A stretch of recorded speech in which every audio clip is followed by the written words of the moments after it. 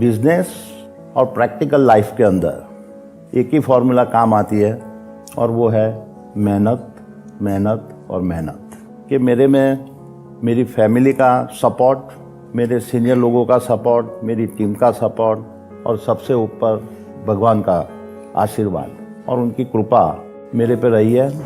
मैं नियत से काम करता हूँ और मैं मानता हूँ कि यही वजह है और उसका कोई शॉर्टकट नहीं है। ये कोई भी सक्सेसफुल आदमी होने के लिए आप नियत और मेहनत और बाकी आप ऊपर वाले के ऊपर छोड़ दो और वही एक फॉर्मूला है। मैं तो ये आंकड़े की माया जाल में नहीं पड़ता हूँ। मेरे लिए मेजर बात वो है कि मैं देश के बदलाव के लिए मैं क्या कर सकता हूँ और ऐसे देखने जाओ कि आंकड़े क्यों बढ़े हैं तो मैं देख रहा हूँ कि देश पूरा एक तरक्की के मार्ग के ऊपर जा रहा है और मैं पूरा विश्वास के साथ कहता हूँ कि भारत की जो आज पोजीशन है और जो आने वाले 20 से 30 साल में जो पोजीशन होगी वो उसको कोई रोक नहीं पाएगा। मैं 15 साल का था, 10वीं कक्षा पास करके ऐसे फैमिली के ऐसे संजोग बने कि जो मैं पढ़ाई पूरा किए बिना, ग्रेजुएशन किए बिना मैं मुंबई के लिए निकल पड़ा। वो सफ़र 4 साल का रहा और उसके बाद मैं वापस अहमदाबाद आया। बॉम्बे ने मेरे को काफ़ी चीज़ें सिखाई, हार्ड वर्क कैसे करना है सिखाया और उसके बाद में ये मेरी बिज़नेस की जर्नी चालू हुई। मिडिल क्लास फैमिली थी, बिज़नेस की फैमिली थी, बिज़नेस में आए थे और एक जुस्सा था, 15 साल का 19 साल का लड़का, और उसमें मेरे फैमिली के बिज़नेस के अलावा मेरे को कुछ और करने की एक अंदर से एक प्रबल इच्छा थी। मेरी फैमिली ने काफ़ी मेरे को सपोर्ट किया और उसके बेसिस के मैं आगे निकला। मूडी बहुत कम थी, वो मूडी के अंदर मेरे को आगे चलाना था।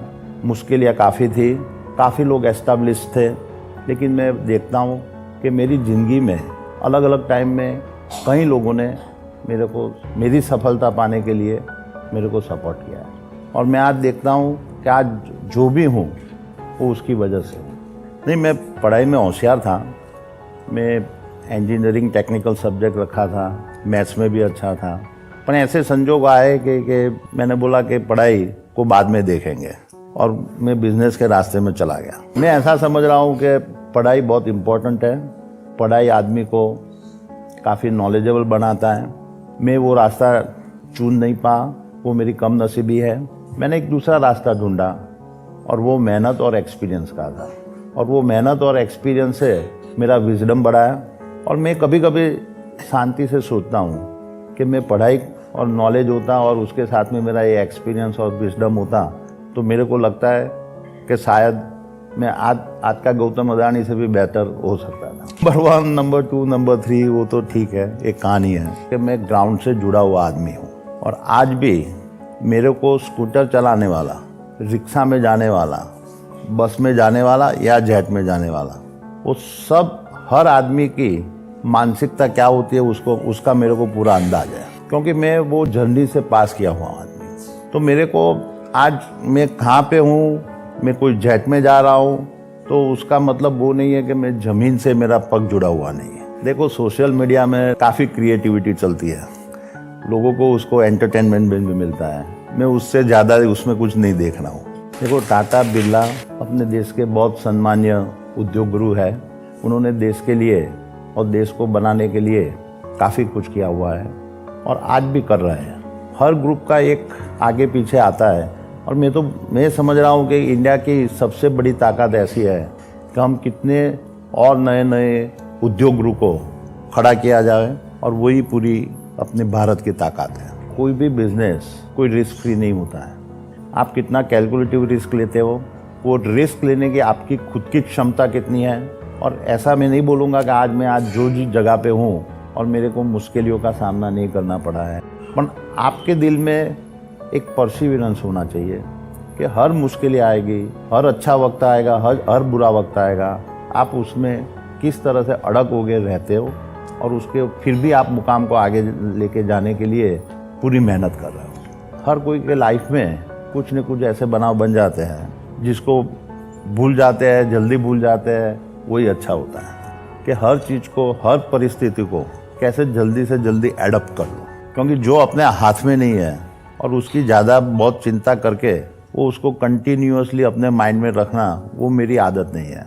जिस दिन मेरा किडनैप हुआ था, मेरे को दूसरे दिन किडनैपर ने छोड़ा, मैं आज वो बता सकता हूँ कि वो दिन शाम रात को भी मैं अच्छी तरह से सोया था। और मैं तो ये भगवान का शुक्रगुजार हूँ कि मैंने मेरी लाइफ में ऐसे 2 हिस्से देखे कि जहाँ मैंने मौत बहुत नज़दीक से देखा था।